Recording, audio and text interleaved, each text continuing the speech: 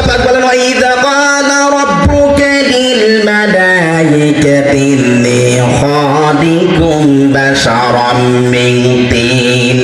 মানুষকে সৃষ্টি করেছে কি থেকে? মানুষকে সৃষ্টি করেছে কাদামাটি থেকে। কার কথা? আপনারা বলেন কার কথা?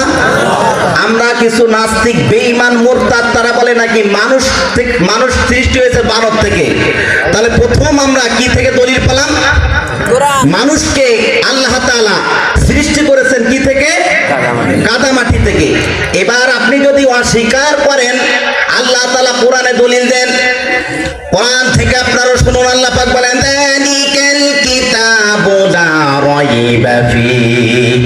তোমাদের ভিতরে যে কিতাব দান করেছি এই কিতাবের ভিতরে কোনো সন্দেহ নাই।